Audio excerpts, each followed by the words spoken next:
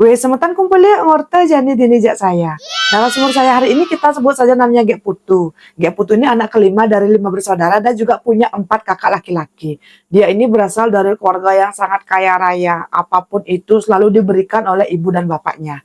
Ibu dan bapaknya Gek Putu ini seorang petani sukses yang memang punya banyak banget tanah. Nah, dari kecil semeton, Gek Putu sering ditinggalkan di rumah bersama dengan 4 kakaknya karena memang orang tuanya ini sangat sibuk untuk berjualan ke desa-desa tetangga. Dan saat itu memang Gek Putu tinggal satu atap dengan orang tua, kakak dan juga kakek neneknya. Dari kecil juga semeton, Gek Putu ini dididik sangat fanatik oleh kakek dan neneknya, tapi tidak dengan orang tuanya. Kalau orang tuanya Gek Putu ini tipikal orang tua yang sangat meroyalkan dan juga memberikan kebebasan kepada anak-anaknya, tapi tidak dengan kakek dan neneknya. Kakek dan neneknya Gek Putu tipe orang tua yang sangat fanatik dan juga kolot. Dikit-dikit tidak boleh gini, dikit-dikit tidak boleh gitu, nanti takut pamali. Nah, karena itu semeton, saat Gek Putu ini kelas 1 SMA, Gek Putu ini kan baru sadar ya kalau dia sudah menstruasi untuk yang pertama kalinya. Tapi kengken kadang unduk ke.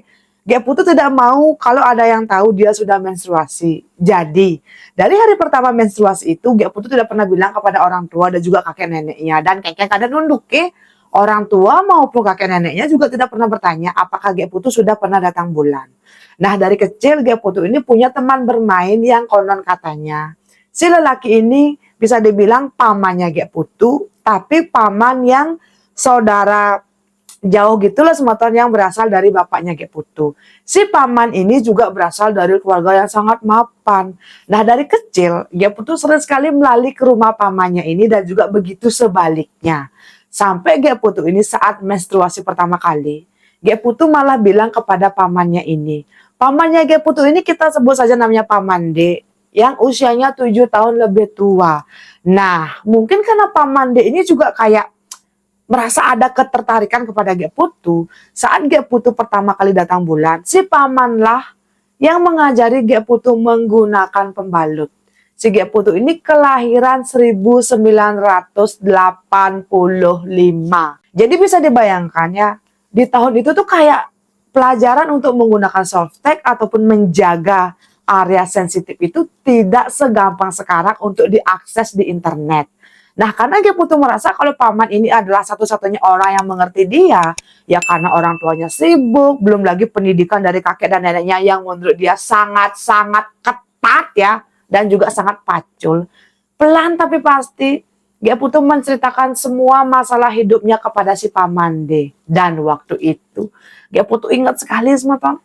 Si Gek Putu ini ditampar oleh kakeknya karena ketahuan ada yang mengirim surat cinta untuk dia. Kakeknya Gek Putu berpikir kalau Gek Putu ini berpacaran sambil sekolah. Padahal Gek Putu sudah menjelaskan kalau itu tuh cuma kayak surat-surat cinta monyet. Tapi kakeknya marah langsung plak menampar Gek Putu. Waktu itu Gek Putu kaget banget semeton. Gek Putu sampai dipeluk oleh kakak-kakaknya dan juga dibawa masuk ke dalam kamar. Gek Putu diam, tidak mau makan, tidak mau keluar rumah selama 2 hari. Dan di hari ketiga itu, Gek Putu diam-diam melalui ke rumah Paman D, kemudian menceritakan semuanya. Gek Putu menangis. Waktu itu Paman D kayak benar-benar menasihati Gek Putu untuk jangan pernah melawan. Dan kengken kadang nunduk ke. Mungkin karena Gek Putu sudah terbiasa dengan si paman, dan begitu juga sebaliknya ya. Gek Putu tanpa sadar melakukan hubungan suami istri dengan si paman. Yang padahal ketika itu si pamannya ini sudah punya pacar. Aduh semeton, Gek Putu juga tidak tahu kenapa kok bisa-bisanya dia terbawa perasaan dengan si paman. Setelah hari itu, kok ya Gek Putu mulai jatuh cinta kepada si paman. Tanpa ada ikatan pacaran atau ikatan apapun. Setiap kali mereka bertemu, entah di rumahnya Gek Putu ataupun di rumah si paman D ini, mereka rutin melakukan hubungan suami istri tanpa ada orang yang tahu. Singkat cerita, 2 tahun pun berlalu dan akhirnya ya Gek Putu naik ke kelas 3 SMA. Ketika itu semeton, Gek Putu mendengar kabar kalau si Paman D akan menikah. Dan konon katanya setelah menikah itu, Paman D ini akan tinggal di luar Bali. Karena memang di sana bisnis orang tuanya sedang berkembang pesat. Dan waktu itu Gek Putu tuh kayak, kok gini? Dia merasa benar-benar putus asa kalau si Pamande ini harus pergi keluar Bali. Nah, semenjak si Pamande ini menikah dan memang benar ya menetap di luar Bali, aduh semeton, dia tuh benar-benar merasa seperti patah hati. Dan ketika itu kengken kada nunduk ke. Entah karena dia putus cuek atau bagaimana, dia baru sadar sepertinya dia sudah tidak datang bulan selama 4 bulan. Dan tanpa dia putus sadari, kok sepertinya perutnya mulai buncit dengan bokong yang kayak melebar ke samping. Aduh semeton. Waktu itu Gek Putu benar-benar takut. Dia dengan temannya pergi ke sebuah bidan. Dan ketika dites ternyata Gek Putu garis 2. Boom. Kok gini? Aduh, ketika itu Gek Putu menangis. Dan juga Gek Putu memberikan uang yang lumayan banyak kepada si Bu Bidan agar jangan pernah menceritakan ini kepada siapapun. Tapi Kengken kadang nunduk ke. Pulang dari tempat bidan ini, Gek Putu kan sempat nih melalui ke rumah temannya yang mengantarkan dia ke bidan.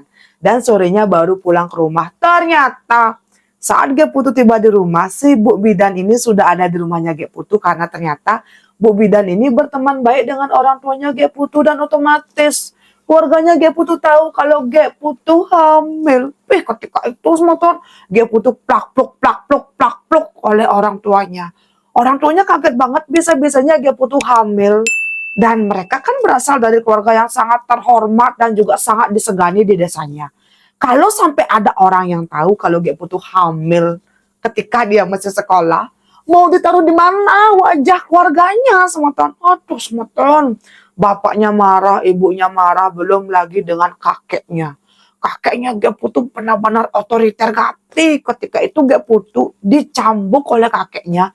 Karena memang kakeknya ini memang kayak punya cambuk gitu loh yang memang digunakan setiap kali untuk menghukum Gek Putu ataupun kakak-kakaknya. Wih, plak pluk berkali-kali semeton. Punggungnya Gek Putu dicambuk oleh kakeknya. Dan ketika itu karena saking sakitnya Gek Putu pingsan. Padahal ya orang tuanya sudah berusaha untuk melindungi Gek Putu. Belum lagi paman, bibi, dan yang lainnya.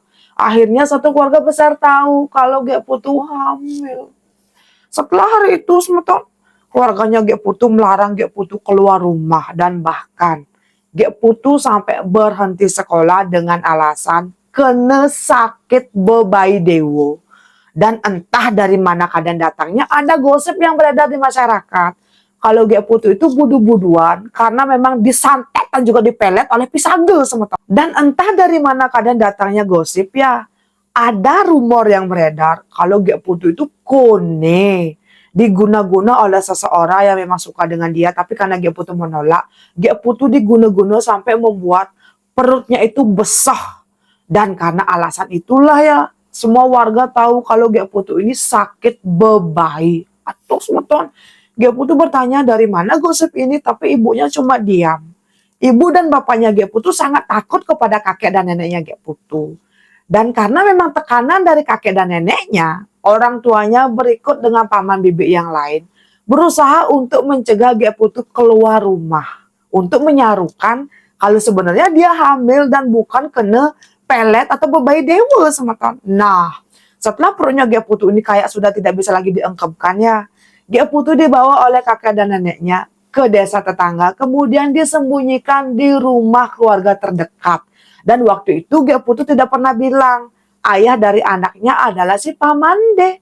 Dan setelah beberapa bulan berlalu, akhirnya Gek Putu melahirkan semeton. Dibantu oleh mantri.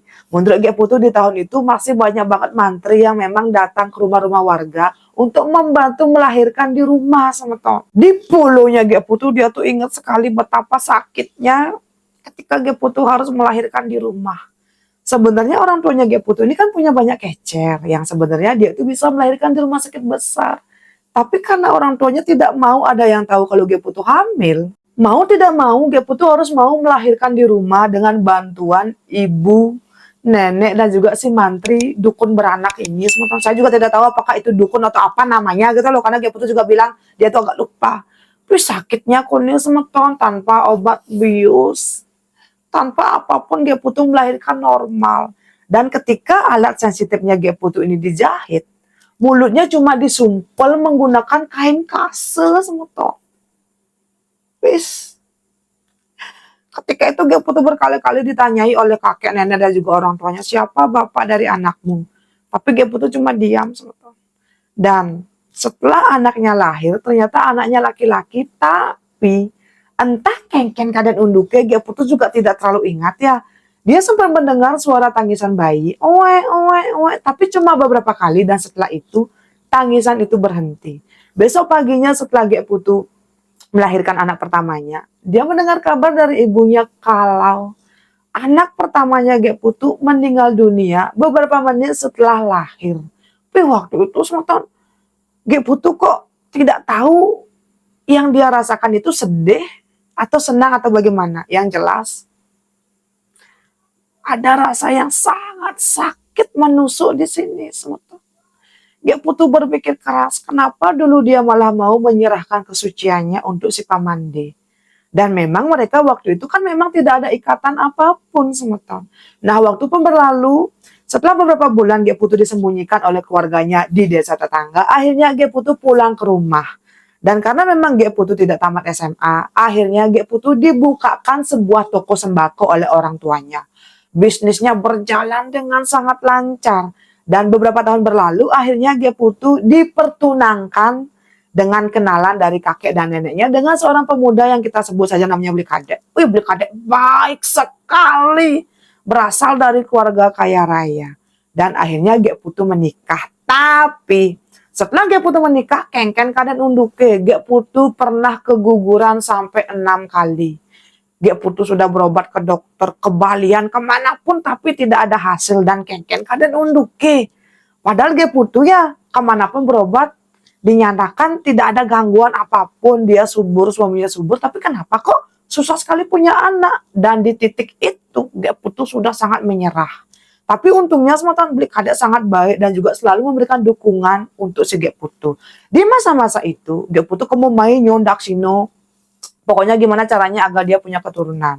Nah Ge Putu bertemu lagi lah dengan si Pamande yang ketika itu memang liburan ke Bali.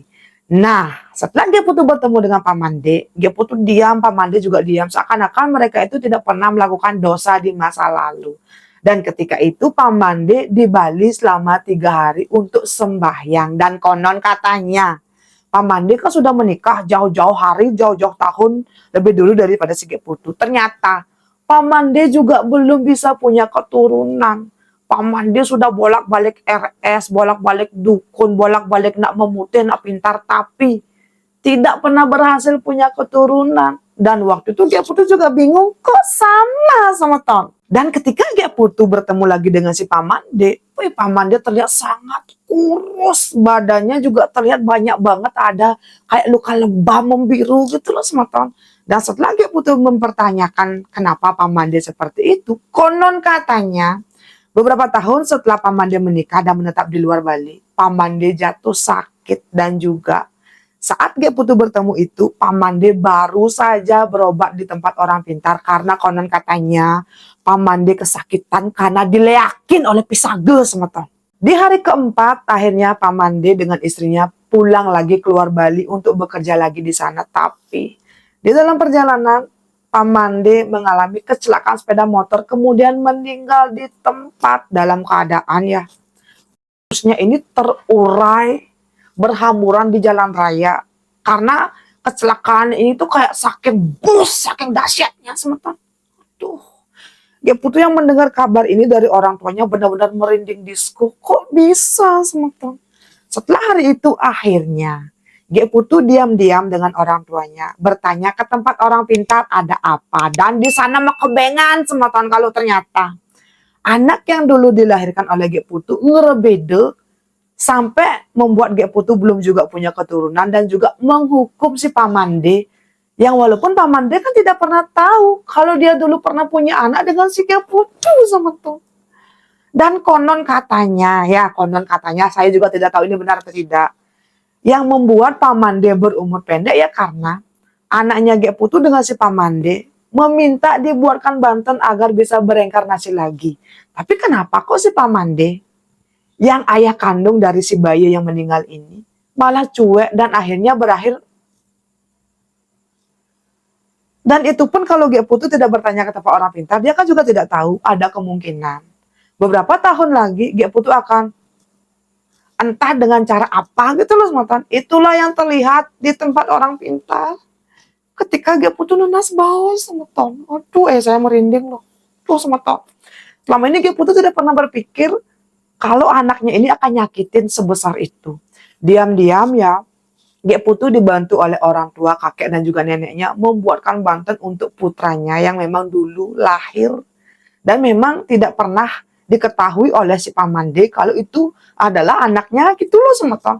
Dan keluarga besarnya juga baru tahu kalau dulu yang menghamili Ge Putu adalah si Pamande. Tuh semetong. Orang tuanya kaget, kakek dan neneknya juga kaget semetong. Setelah Ge Putu membuatkan banyak banget banten untuk anaknya ini, akhirnya Ge Putu dengan suaminya juga dibuatkan sebuah ritual. Tapi Ge Putu dengan keluarganya berbohong kalau ritual ini adalah ritual untuk membersihkan apapun itu kotoran yang memang melekat di roh mereka gitu loh. Dan suaminya percaya. Ajaibnya semeton. Setelah 5 kali ritual ya, di setiap bulan-bulan yang berbeda, dicarikan di waktu ini, waktu itu sesuai dengan kelahirannya Ge Putu dan juga si Blikade. Akhirnya Ge Putu hamil dan sekarang sudah punya 2 anak laki dan perempuan. Aduh, semeton. Ge Putu tidak pernah tahu apakah memang benar yang membuat Pamande meninggal dalam keadaan setragis itu memang benar karena diganggu oleh memang benar. Nah kan selimpedan kan bungut saya mah betul. Ge Putu tidak pernah tahu apakah benar si Pamande meninggal dalam keadaan setragis itu ya karena memang diganggu oleh anak mereka. Tapi Ge Putu percaya dengan itu semua teman. Karena sebelum Pamande ini meninggal dunia, Ge Putu tuh kayak samar-samar seperti melihat ada anak kecil yang selalu mengikuti Pamande kemanapun. Saat Pamande 3 hari berada di rumah orang tuanya. Dan saat itu kan memang Ge Putu rutin lali ke tempatnya si Pamande gitu loh. Ge Putu tidak tahu apakah ini nyata atau tidak, tapi yang jelas inilah cerita hidupnya Ge Putu. Tentang dia yang hamil di luar nikah dan juga konon katanya Pamande meninggal ya karena diganggu oleh anak mereka yang bahkan Pamande tidak pernah tahu kalau ada anak yang meninggal gitu loh semeton. Untuk semetonnya sudah nonton dari awal sampai akhir bagaimana? Untuk kalian ini salah siapa? Apakah salah Pamande? Atau salah Ge Putu? Atau salah dari anaknya? Atau kalian percaya nggak sih ada roh dari anak yang sudah meninggal bisa melakukan hal seperti ini semeton? Jangan lupa tinggalkan jejak dengan cara like, komen, dan subscribe. Ayo semeton, kita berdiskusi di kolom komentar. Untuk Ge Putu sukses sekali untuk ceritanya dan juga untuk semeton. Sampai ketemu di cerita saya selanjutnya. Dadah.